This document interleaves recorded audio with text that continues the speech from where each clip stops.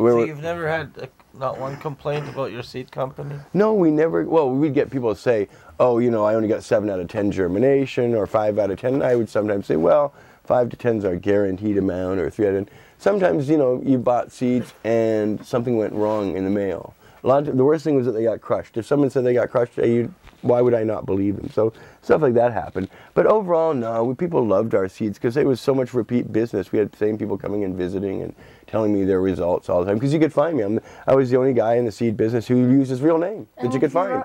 Right? So all day long, people were coming to me about seeds and seeds and seeds and seeds. That was my life.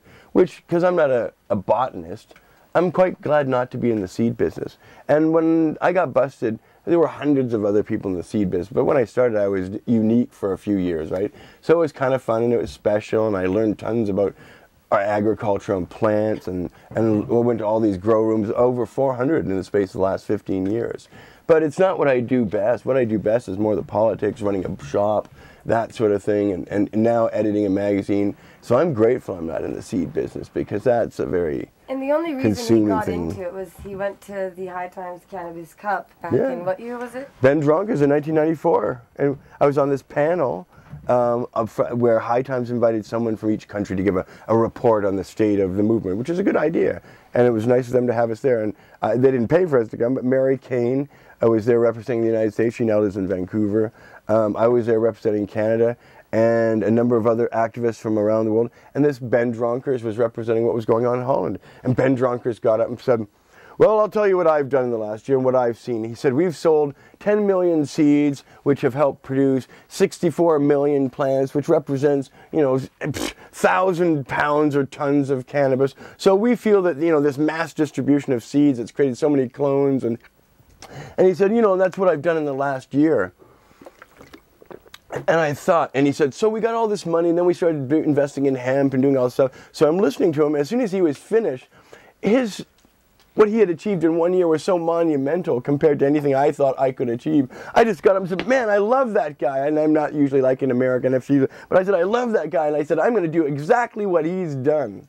Right? And that's like my pronouncement to the world, right? And then I sat down and I was writing, I'm going to do that right away. And I did. As soon as I got back, we started selling 2 kinds of seeds, right? That some local growers had said were really fantastic, right?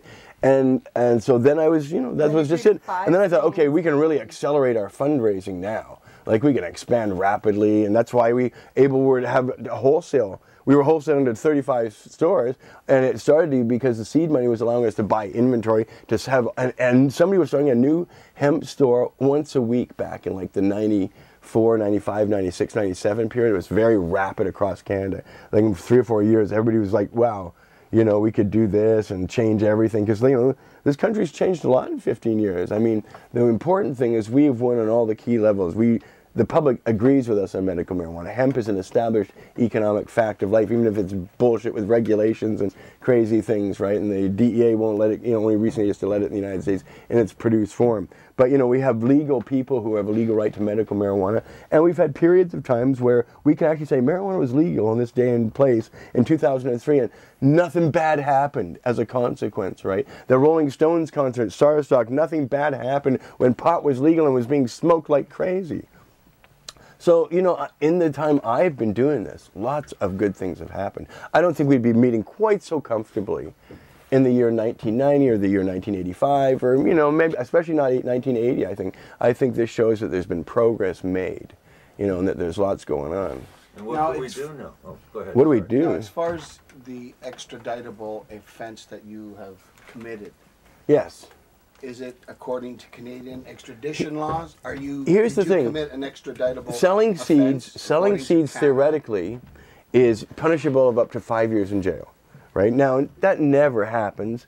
The most anybody's got was a guy just recently got sentenced to 1 month, and it was upheld by the BC Court of Appeal. So that's the only review court decision about going to jail for seeds. And he said 1 month. And the guy had 7 pounds of them, like way more than I ever had when I got arrested. 7 pounds is a lot of seeds. He also had samples of the marijuana that the seeds produce, and he was advertising in High Times, so he was clearly soliciting to American orders, right? And it was responding to American complaints, right? So I thought, well, there you go. In reality, the most you could get is a month, but on the books you could get 5 years, right? And for extradition to proceed, the only thing that needs to be established is that a crime has been committed, that would be a crime in both countries.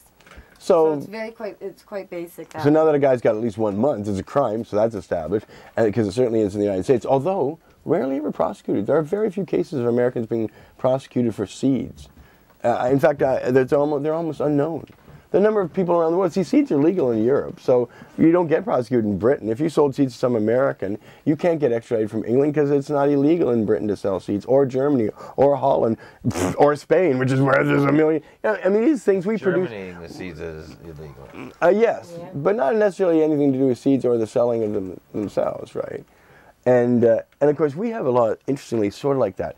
You can grow as much opium as you want, as long as you never use the opium or know it's opium, right? Like, or don't extract anything, or have any knowledge about how useful it is, right? Because you can buy opium plants at any florist shop.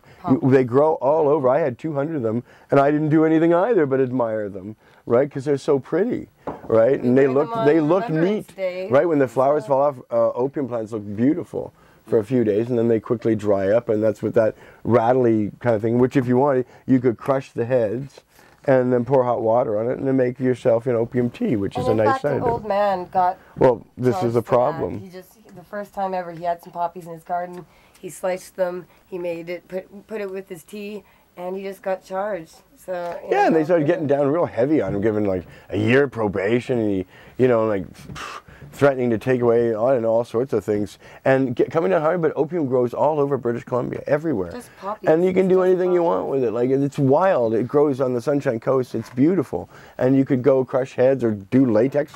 I can hardly imagine it. So the fact that we now have recently convicted someone of East Indian origin for having poppies, it's a very bad sign, because it means they're starting to get so pissy about regulation, and it's so easy for the state to surveil us and watch us, that all these things are trying to. There's a new bill in Parliament about the herbs. They all want to make the vitamins and the herbs way more regulated under some. Yeah, Bill C-51, which is and then Bill C-26. All right, sorry. You're prolifically talkative. It's true. But those are two bills in Parliament right now that are very important to everyone. One's about the government regulating our access to herbs and vitamins and all that supplementary stuff, which we should definitely have. Yeah, and then the other one is, of course, the new mandatory minimums on pot people like us. Which would set terrible, dangerous precedents, and is not where the country wants to go. So it's not like we have to convince the majority of Canadians that mandatory minimums are wrong. They agree with us. It's getting people to do something who do agree with us, and getting a fractured opposition, with the exception of the NDP, who have been pretty good. But if we could get all the opposition, we could get them to pass a resolution in Parliament, even say reversing my extradition, let alone legalizing pot, or legalizing seeds, or legalizing medical marijuana just outright, like making it so that it's a rational, sane law, not like this horrible one now that we have where the courts keep telling the government you have to do this, and they just sort of don't do it, and they hope nobody gets to the point where they can complain to get anything remedied in any other court. So we have this really long, dragged out thing. It's been 10 years now since the Parker decision. And access is as weird as, well, no, I guess we have 2,000 people now, so that's good. Yes, okay. New question.